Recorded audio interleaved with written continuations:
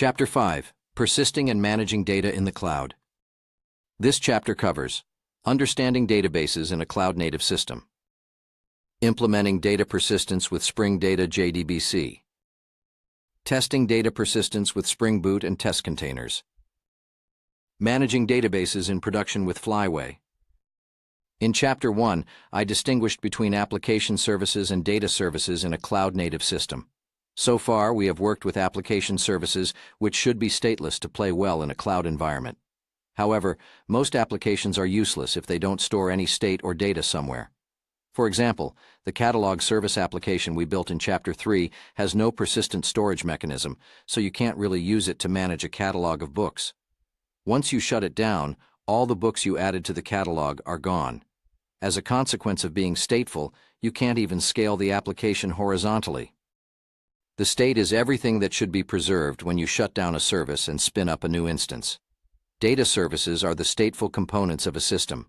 For example, they can be data stores like PostgreSQL, Cassandra, and Redis, or they can be messaging systems like RabbitMQ and Apache Kafka. This chapter will introduce databases for cloud-native systems and the main aspects of persisting data in the cloud. We'll rely on Docker to run PostgreSQL in the local environment, but in production we're going to replace it with a managed service offered by a cloud platform. Then we'll add a data persistence layer to catalog service using Spring Data JDBC. Finally, I'll cover some common concerns about managing and evolving databases in production with Flyway. Note: the source code for the examples in this chapter is available in the Chapter 05/05 Begin, Chapter 05/05 Intermediate, and Chapter 05/05 End folders on GitHub, containing the initial, intermediate, and final states of the project. See this link. Section 5.1. Databases for Cloud-Native Systems. Data can be stored in many ways. Traditionally, you would probably use a single massive database server to save as much as possible, since getting a new one would be expensive and time-consuming. Depending on your organization's processes, a task like that could take from a few days to several months. Not in the cloud. The cloud offers elastic, self-service, and on-demand provisioning features, strong motivators for migrating your data services there. For each cloud-native application you design, you should consider the most suitable storage type for the data it will produce. Then, your cloud platform should let you provision it through an API or a graphical user interface. A task that used to be very time-consuming now requires only a few minutes. For example, deploying an instance of a PostgreSQL database server on Azure is as simple as running the AZ Postgres server create command. Cloud-native applications are designed to be stateless because of the nature of the cloud itself. It's a dynamic infrastructure where the computing nodes can spread across different clusters, geographical regions, and clouds. The problem of applications storing state is evident. How could the state survive such a distributed and dynamic environment? That's why we want to keep applications stateless. Yet, we need to achieve statefulness in the cloud. This section will present the challenges of data services and persistence management in the cloud and describe your options, depending on whether you want to manage a data service yourself or rely on one of the offerings from a cloud provider.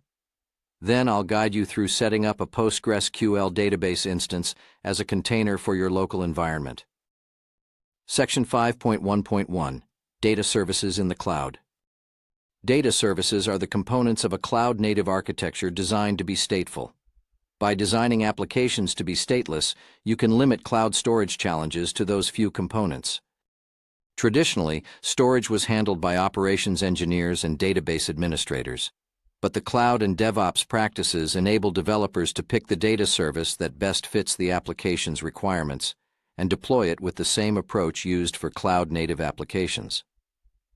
Specialists like database administrators are consulted to make the most of the technology that developers have picked, addressing aspects like performance, security, and efficiency. However, the goal is to provide storage and data services on demand, just like you would for cloud-native applications, and configure them in a self-service manner. The difference between application and data services can also be visualized in terms of the three basic building blocks of cloud infrastructure: compute, storage, and network. As shown in Figure 5.1, application services use computing and networking resources because they are stateless. On the other hand, data services are stateful and require storage to persist the state. Figure 5.1. Application services, stateless. Only use computing and networking resources in a cloud infrastructure. Data services, stateful, also need storage. Let's look at the challenges of data services in a cloud environment. We'll also explore the main categories of data services, from which you can choose the most suitable solution for your applications. Challenges with data services. Data services in a cloud-native system are generally off-the-shelf components like databases and message brokers. There are a few properties you should consider to ensure you choose the most suitable technology. Scalability. Cloud-native applications can scale in and out dynamically. Data services are no different. They should scale to adapt to increasing or decreasing workloads. The new challenge is scaling while ensuring safe access to the data storage.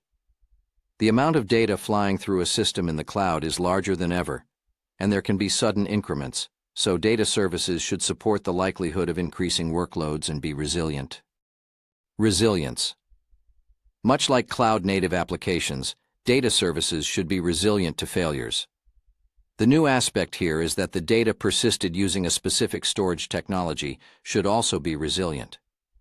One of the key strategies for ensuring your data is resilient and preventing data loss is duplication.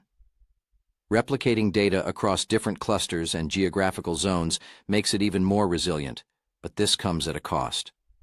Data services like relational databases allow replication while ensuring data consistency. Others, like some non-relational databases, provide a high level of resilience but can't always guarantee data consistency. They offer what is referred to as eventual consistency. Performance. The way data is duplicated can affect performance, which is also limited by the I/O access latency of the specific storage technology and the network latency. Where the storage is located compared to the data services relying on it becomes important. This is a concern that we haven't encountered with cloud-native applications. Compliance. You might face compliance challenges with data services more than with cloud-native applications. Persisted data is usually critical for businesses and often contains information protected by specific laws, regulations, or customer agreements regarding how it's managed.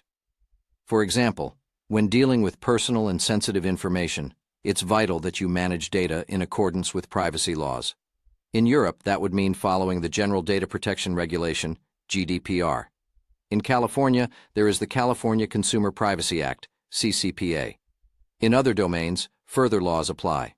For example, health data in the United States should be handled in compliance with the Health Insurance Portability and Accountability Act, HIPAA. Both the cloud-native storage and cloud provider should comply with whatever laws or agreements you are required to respect. Because of this challenge, some organizations dealing with very sensitive data, like healthcare providers and banks, prefer to use a type of cloud-native storage on their premises, so they have more control over data management and can ensure compliance with the applicable regulations. Categories of data services. Data services can be categorized based on who is responsible for them, the cloud provider or you. Cloud providers have multiple offerings for data services, addressing all the main challenges of cloud-native storage. You can find industry-standard services like PostgreSQL, Redis, and MariaDB. Some cloud providers even offer enhancements on top of them, optimized for scalability, availability, performance, and security. For example, should you need a relational database, you could use Amazon Relational Database Service, RDS, Azure Database, or Google Cloud SQL. Cloud providers also offer new types of data services specifically built for the cloud and exposing their own unique APIs. For instance, Google BigQuery is a serverless data warehouse solution with a particular focus on high scalability. Another example is the extremely fast non-relational database Cosmos DB offered by Azure. The other option is to manage data services yourself, increasing the complexity for you, but giving you more control over the solution. You can choose to use a more traditional setup based on virtual machines, or you could use containers and take advantage of the lessons you've learned managing cloud-native applications. Using containers will allow you to manage all the services in your system through a unified interface, such as Kubernetes, handling both compute and storage resources and reducing costs. Figure 5.2 illustrates these categories of data services for the cloud. Figure 5.2. Data services can be managed by you, as containers or on virtual machines, or by the cloud provider. In the first case, you can use more traditional services, and in the second, you can also access multiple services built specifically for the cloud by the provider.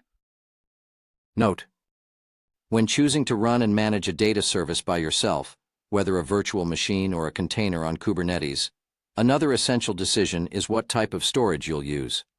Local persistent storage? Remote persistent storage? The subject of cloud-native storage is fascinating, but it's out of scope for this book. If you'd like to learn more, I recommend checking out the cloud-native storage section in the CNCF Cloud Native Interactive Landscape, landscape.cncf.io.